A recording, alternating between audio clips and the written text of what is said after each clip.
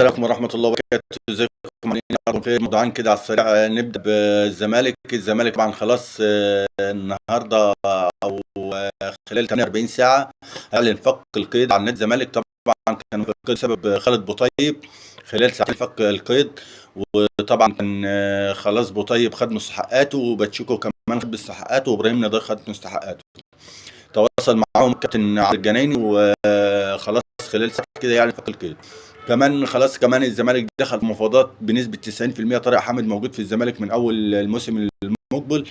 كمان ساسي بيتفاوضوا معاه كده بالرجوع كمان لنادي الزمالك، لأن عقد ساسي خلاص مع الغرافة خلاص بينتهي آخر 6. كمان الزمالك دخل في مفاوضات مع زلاكا لاعب بيراميدز المعار لسيراميكا كليوباترا، وانتوا عارفين لو اللاعب تبع سيراميكا مش هيجي، لكن هو تبع بيراميدز. كمان خلاص يعني كل مفاوضات جامده مع لعيبه مغاربه، وبس اللعيب اللي هيقرب هقول لكم عليه. ده موضوع نادي الزمالك.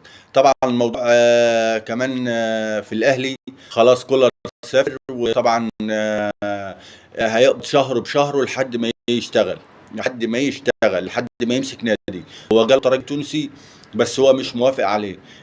طبعا عقد قليل في الاهلي خد من 280 يعني من جاي من الترجي 150 مش موافق. فخلاص هيقعد لحد ما ياخد الشرط الجزائي بتاعه اللي هو مكمل لحد 30/6. وسمعنا بقى كل الناس اتكلمت امبارح بالليل عقد كولر، وما كانش حد يعرفه ان المحامي اللي كاتب العقد، وسمعنا الكلام ده كله بالليل.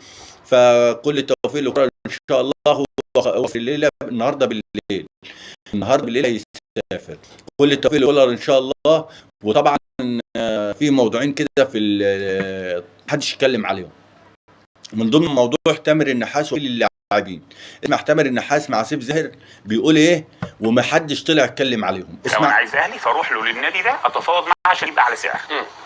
يبقى خلاص احنا هنروح النادي ده، بس في القصه تفاوضيه ملهاش علاقه بقى النادي الثاني هيدينا اكتر او اقل. طب الحاله اللي احنا فيها ديت احنا اهلي وزمالك، واب او وكيل بيتفاوض لابنه او للاعب بتاعه. الحاله دي ايه؟ يعني متوقفه على فكر الاب.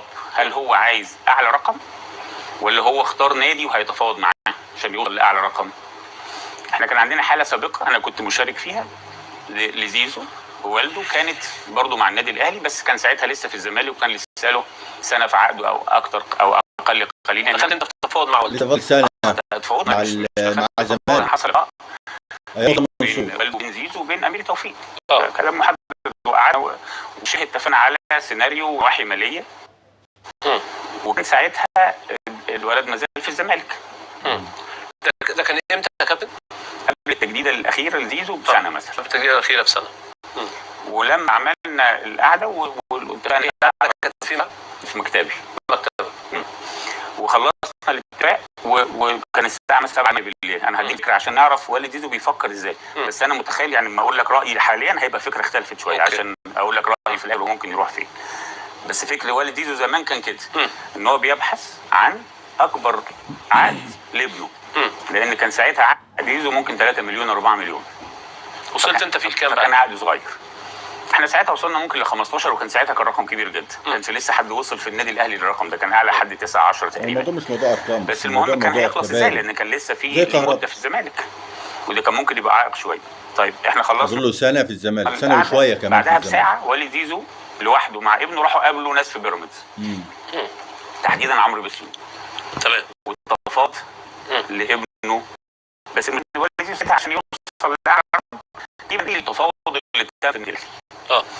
فطبعا ايه القرار يعتبر كبير. فخرجتوا الدين. فعمرو لا مش خرجنا، ده عمرو راح مكلم امير.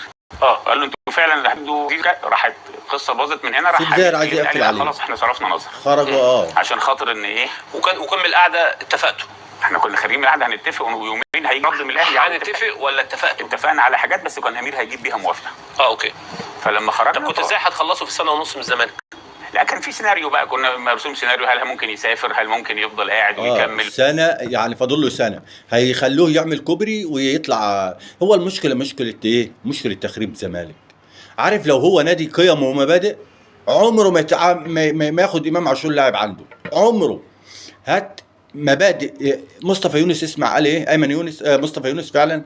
وهات محمد عبد الوهاب، قال لك احنا كنا بناخدهم كباري وكنا بنعمل كباري فالموضوع هو موضوع ايه، موضوع يعني النجم اللي هيلمع في نادي الزمالك لا انا مش هخليهولك، هشيله، سواء بقى موجود المستشار، سواء موجود حسين لبيب، سواء موجود مين، انا مش هخليهولك. فهو الموضوع موضوع ايه، موضوع نادي الزمالك، موضوع اللاعب اللي يمشي خلاص.